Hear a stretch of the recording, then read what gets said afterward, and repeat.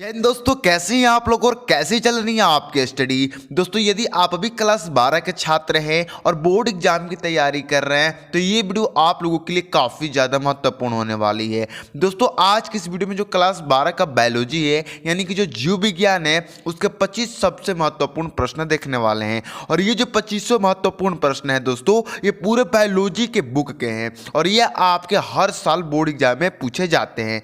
तो मैं आप लोगों से यही निवेदन करूँगा कि इस वीडियो को पूरा देख के इस वीडियो में जितने भी मैंने क्वेश्चन बताया है उनको नोटबुक में नोट करके अच्छे से आप लोग याद कर लीजिए। ठीक है, देखिए दोस्तों आप लोग भूलिए मत, इस बार हमें 90% प्लस रिजल्ट लाना है। ठीक है, वीडियो को लाइक कर दीजिए, चैनल को सब्सक्राइब कर दीजिए क्योंकि इस चैनल पर सभी विषय का वीडियो अपलोड किया जाता है। तो चलिए दोस्तों फटाफट उन सारे क्वेश्चन को हम आंसर के साथ देख लेते हैं। तो पहला प्रश्न है मासल फल क्या है। बहुत इंपॉर्टेंट क्वेश्चन है और बहुत इजी भी है। देखिए जिन फलों में फलमिति सरस व गुदेदार होती हैं वे मासल फल कहलाती हैं। यानी कि जो फल में फलमिति सरस होता है और गुदेदार होती हैं वो मासल फल कहलाता है। जैसे कि आम क्या है भाई, एक गुदेदार फल है, इसलिए जो आम होता है वो मासल फल कहलाता है। ठीक है, और एक दो लाइन लिखिएगा कि यह फल अस्फोटक होते हैं जिसके कारण इनके बीज गुदा सड़ने के बाद भी खराब नहीं होते हैं। आप आम को देखिएगा, आम सड़ भी जाएगा ना, लेकिन जो उसकी गिठली होती है, जो उसका बीज होता है वो खराब नहीं होता है। ठीक है, इसी मासल फल कहते हैं। तो दोस्तों अगर आपके एग्जाम में ये आता है तो आपको बस इतना लिख देना है, आपको फुल नंबर मिल जाएगा। चलिए दूसरा प्रश्न देखिए, किन्हीं दो आभासी फलों के नाम लिखिए। बहुत इंपॉर्टेंट है। तो दो आभासी फल कौन कौन से हो जाएंगे, सेव और स्ट्रॉबेरी हो जाएगा। ठीक है, दोनों ही बहुत इंपॉर्टेंट क्वेश्चन थे और सारे 25 के 25 आपके पूरे बुक से लिए गए हैं और 25 के 25 सबसे इंपॉर्टेंट क्वेश्चन आंसर हैं। ठीक है, चलिए तीसरा प्रश्न देखिए, एक परिपक्व प्रागरण में समाहित कोशिकाओं के नाम लिखिए। बहुत इंपॉर्टेंट क्वेश्चन है। तो देखिए इसका आंसर क्या हो जाएगा, जनन कोशिका एवं वर्धिक कोशिका। ठीक है, आपको बस इतना आंसर लिख देना है। ध्यान दीजिएगा दोस्तों ये जितने भी प्रश्न है ना ये आपके 1 नंबर वाले प्रश्न हैं, यानी कि जो अति लघु प्रश्न आएगा उसमें ये पूछे जाएंगे, या 2 नंबर में भी कोई क्वेश्चन है जो 2 नंबर वाले में भी पूछे जा सकते हैं। ठीक है, चलिए देखिए 4 नंबर प्रश्न देखिए, जलीय परागण करने वाले किन्हीं 2 पौधों के नाम लिखिए। तो वो हाइड्रिला हो जाएगा और एक इल घास हो जाएगा। ठीक है, चलिए फटाफट हम लोग देख रहे हैं क्योंकि आपका टाइम को हम बर्बाद होने नहीं देंगे। 5 नंबर प्रश्न है कि कीट द्वारा परागित पौधे के नाम लिखिए। तो हो जाएगा आपका उत्तर मादर। ठीक है, चलिए आगे देखिए 6 नंबर प्रश्न है कि पुष्प में दल पुंज का क्या कार्य है। वेरी वेरी इंपॉर्टेंट क्वेश्चन है। देखिए दल पुंज का रंग बिरंगा होना आकर्षण का केंद्र है। ठीक है, अर्थात यह कीटों को अपनी ओर आकर्षित करता है। ठीक है, चलिए 7वां प्रश्न देखिए, अनिषेक फलन क्या है। बहुत इंपॉर्टेंट क्वेश्चन है। जब बिना निषेचन के अंडाशय से फल का निर्माण होता है तो इस प्रक्रिया को अनिषेचन फल कहते हैं, जैसे अंगूर, केला आदि। ठीक है, तो आपका एग्जाम्पल भी लिखेंगे ना। देखिए अगर आपको कोई क्वेश्चन मिल रहा है उसका परिभाषा के साथ अगर आप उसका एग्जाम्पल भी दे देते हो 1-2 तो जो आपका कॉपी चेक करने वाला टीचर होगा वो बहुत ज़्यादा खुश हो जाएगा और वो आपको थोड़ा नंबर बढ़ा के भी दे सकता है। ठीक है, चलिए 8 नंबर से देखिए, टेपिटम कहाँ स्थित होता है, इसका कार्य क्या है। देखिए टेपिटम परागकोश की भीतरी परत होती है। यह विकासशील परागरण को पोषण प्रदान करता है। वेरी वेरी इंपॉर्टेंट क्वेश्चन था ये और इसे आप लोग तैयार करके ही जाइएगा अपने बोर्ड एग्जाम में। ठीक है, 9 नंबर देखिए, लीडिंग कोशिकाओं का क्या कार्य है। ठीक है, देखिए लीडिंग कोशिकाओं टेस्टोस्टेरोन व एंड्रोजन हार्मोन्स का स्राव करती है। ठीक है, जो लीडिंग कोशिकाएं होती है वो टेस्टोस्टेरोन और एंड्रोजन हार्मोन्स को क्या करती है, अस्तित्व करती है, यानी कि निकालती हैं। ठीक है, चलिए 10 नंबर देखिए, यदि शिकाणु के एक्रोसोम भाग को काट कर निकाल दिया जाए तो क्या होगा। वेरी इंपॉर्टेंट क्वेश्चन है। तो देखिए निषेचन की प्रक्रिया नहीं होगी। अगर आप शिकाणु के एक्रोसोम भागों को अगर काट के निकाल देंगे तो निषेचन की क्या प्रक्रिया ही नहीं होगी। ठीक है, इतना आपको लिख देना है। इसमें आप अपने से बढ़ा चढ़ा के लिख सकते हो। कैसे लिखोगे ध्यान दीजिएगा। आप लिख सकते हो कि यदि शिकाणु के एक्रोसोम भाग को काट कर निकाल दिया जाए तो निषेचन की प्रक्रिया नहीं होगी। इतना आप लिख सकते हो। देखो थोड़ा दिमाग अपने से लगाना, अगर पेपर कॉपी भरना है ना अपने एग्जाम में तो अपने से दिमाग लगा के थोड़ा ज़्यादा उसमें लिखने की कोशिश करना, ठीक है। चलो 11वां प्रश्न देखिए, आवर्त चक्र क्या है। वेरी वेरी इंपॉर्टेंट क्वेश्चन है। देखिए मादाओं के अंडाणु निर्माण की प्रक्रिया 28 दिन के चक्र में होती है, जिसे मासिक चक्र या आवर्त चक्र कहते हैं। देखिए अगर आप एग्जाम में मासिक चक्र पूछे तो यही आंसर लिखना है, आवर्त चक्र पूछे तो यही आंसर लिखना है, क्योंकि दोनों एक ही ना है, दोनों का नाम बस अलग अलग है, लेकिन इसका एक ही आपका कार्य मतलब एक ही इसका परिभाषा है, ठीक है। चलिए 12वां प्रश्न देखिए, आवर्त चक्र को प्रेरित या नियमित करने वाली दो हार्मोन्स के नाम लिखिए। तो एक हो जाएगा एस्ट्रोजन और एक हो जाएगा प्रोजेस्टेरॉन, ठीक है। बहुत इंपॉर्टेंट क्वेश्चन था। चलिए 13वां प्रश्न देखिए, किन्हीं दो सहायक जनन तकनीकी के नाम लिखिए। तो देखिए एक पात्र निषेचन, एक कृत्रिम गर्भाधान, ठीक है। बहुत इंपॉर्टेंट क्वेश्चन है, इसे भी आप लोग नोट कर लीजिएगा।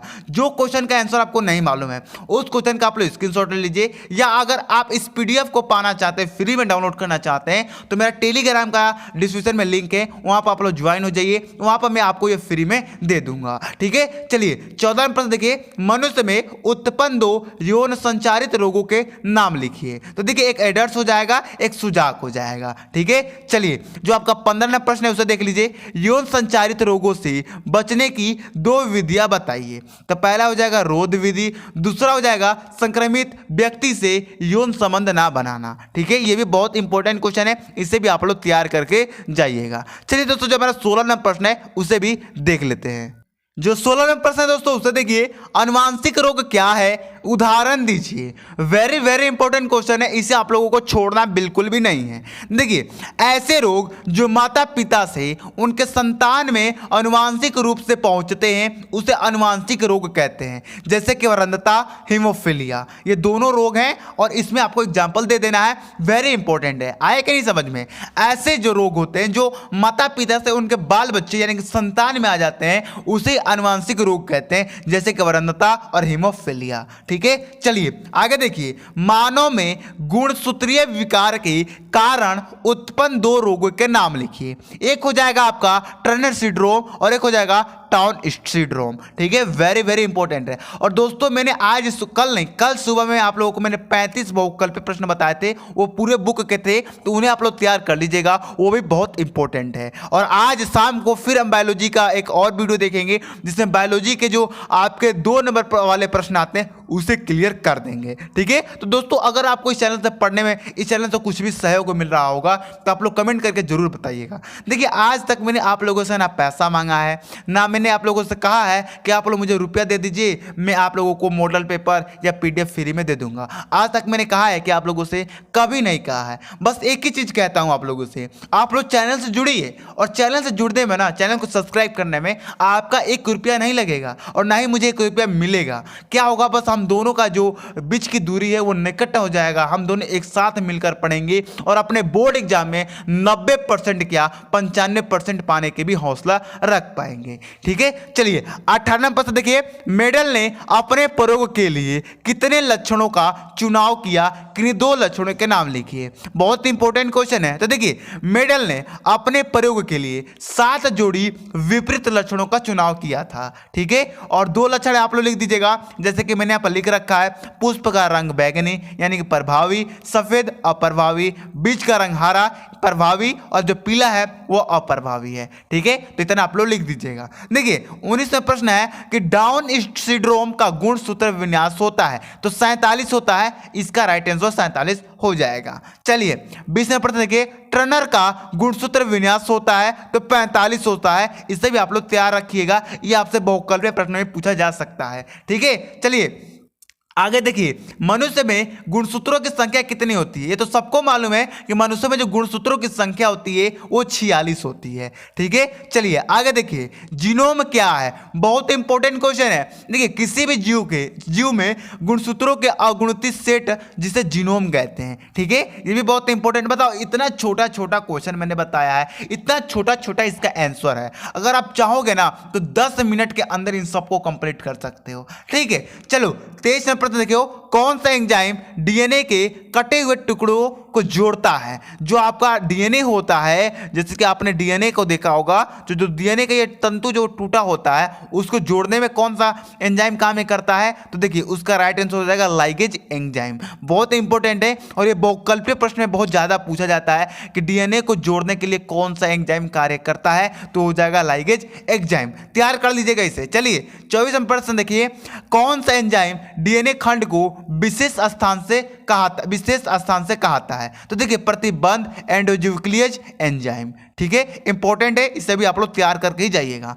लास्ट क्वेश्चन देखिए, डीएनए में उपस्थित क्षारकों के नाम लिखिए। जो डीएनए में उपस्थित होते हैं उन क्षारकों का नाम लिखना है। तो एडेनिन, ग्वानिन, साइटोसिन, थायमिन। बहुत इंपॉर्टेंट है, इसे भी आप लोग तैयार कर लीजिएगा। तो दोस्तों ये रहे हमारे 25 most important question for biology का। तो दोस्तों आज की इस वीडियो में हमने 25 क्वेश्चन देखा है। हम लोग आज शाम को ही और एक बायोलॉजी की वीडियो देखेंगे जिसमें आपके जो 2 नंबर वाले प्रश्न हैं वो आपके क्लियर हो जाएंगे। तो दोस्तों अगर आप न्यू आ रहे हो तो चैनल को सब्सक्राइब करके बेल आइकन को दबा लेना, क्योंकि मैं जब भी वीडियो अपलोड करूं उसका मैसेज आपके पास पहुंचे और आप हमसे जुड़ पाए।